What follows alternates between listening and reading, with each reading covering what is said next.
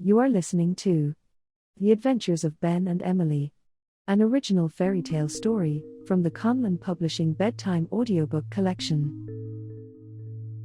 Once upon a time, in a magical fairyland far, far away, called Avalon, there lived a brave and adventurous little fairy named Ben.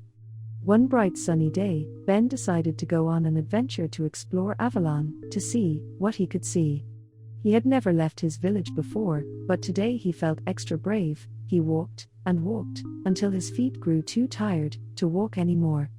Just then, as if by magic, in the distance, a bridge appeared across the deep river. It was made of stone and covered in thorns. It looked old and unsteady, but Ben thought this would be a quiet place to rest his aching feet and take a refreshing drink of water from the river.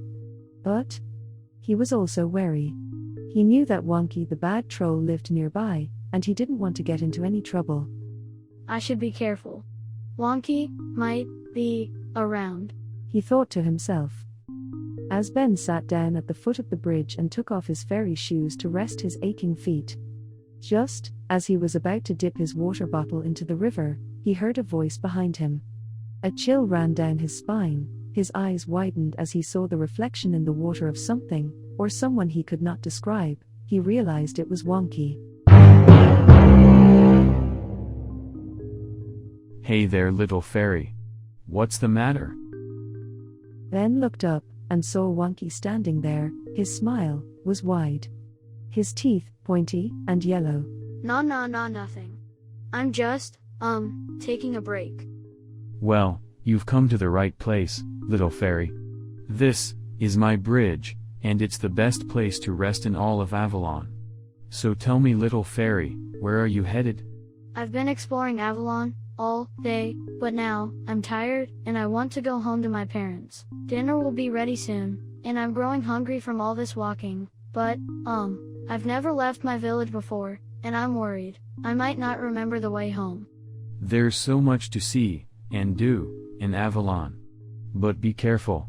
There are also some dangerous places around here, too.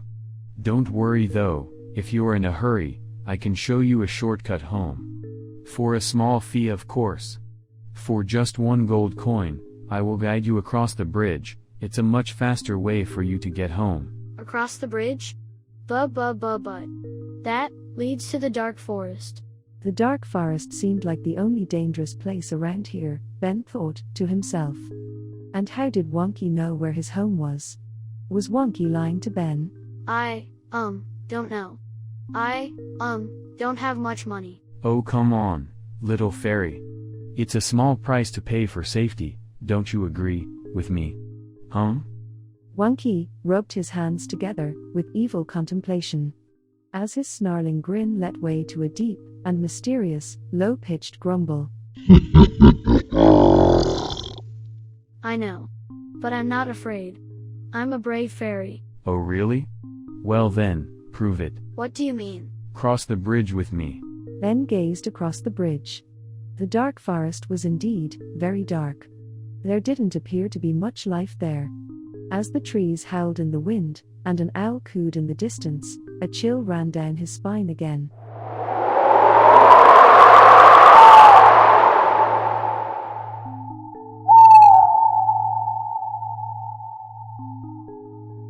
As Ben looked back to the magical fairyland of Avalon, where the animals roamed free, bunnies were hopping through the fields, and the sun shone throughout the land, the world seemed much nicer this side of the river.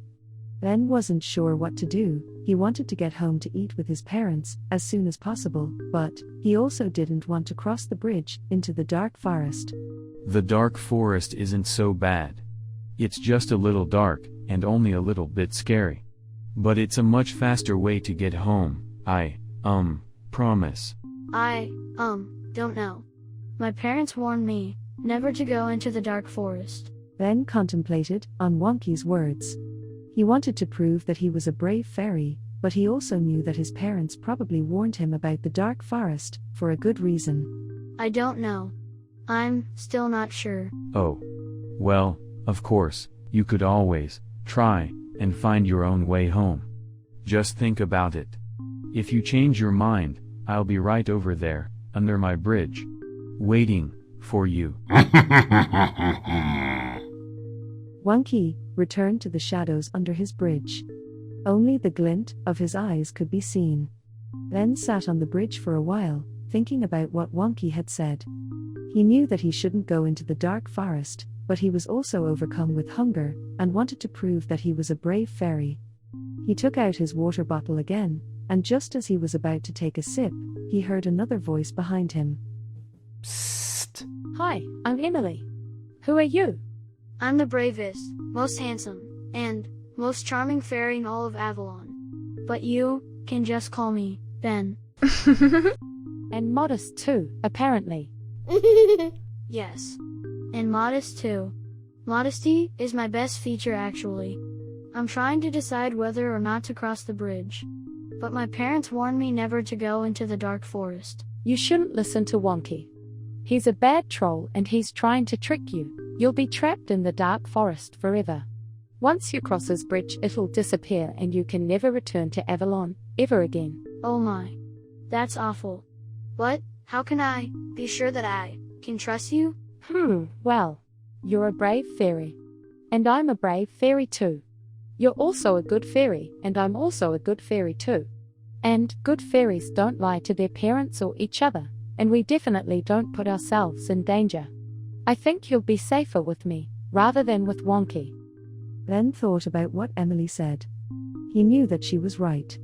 He didn't want to lie to his parents, and he didn't want to be tricked by Wonky, the bad troll.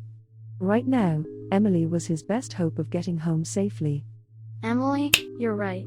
I'm not gonna do it. I'm not going to cross the bridge. Quick, let's get out of here. As Ben and Emily ran back to the safety of Avalon, they came up with a cunning plan to banish Wonky, himself, to the dark forest, where he wouldn't be able to trick any of the good fairies ever again. They would need a very strong spell, and some extra special fairy dust to do this. Luckily, Emily knew exactly where to get both.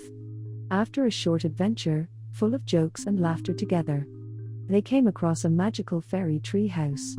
It was Emily's grandfather's home. He was a wise old fairy, who fed them and gave them everything they would need to banish Wonky to the dark forest. As nightfall crept in, across the magical land of Avalon, Ben and Emily returned to Wonky's bridge to cast their magical spell on him, and save the good fairies of Avalon from his evil tricks forever.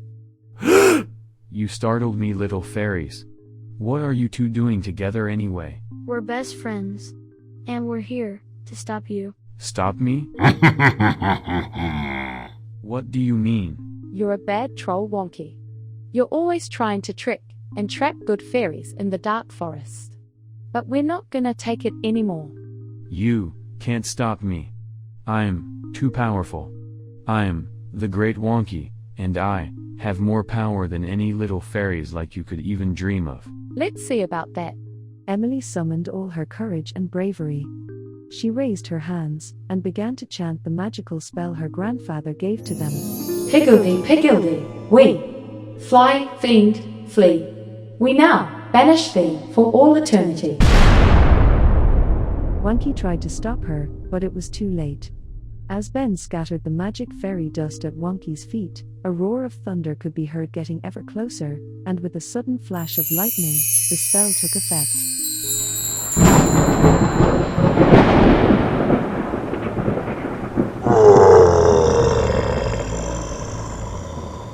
You can't do this to the Great Wonky. We head to Wonky. You're just too dangerous to be allowed to run free. You're never allowed to cross this bridge again. Now be gone with you, Wonky. Be gone forever. That's right. Now who is more powerful than who? See you later, alligator. This tiny little fairy has just banished you from Avalon forever. Ben and Emily had left Wonky trapped in the dark forest.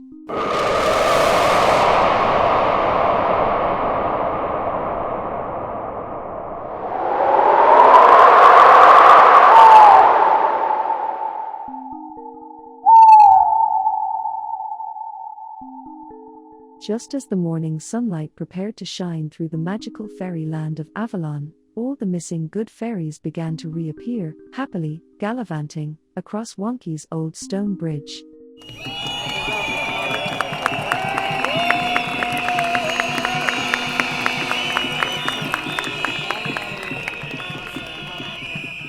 When the last good fairy had crossed back to safety, Wonky's old stone bridge began to crumble and crumble into the riverbed.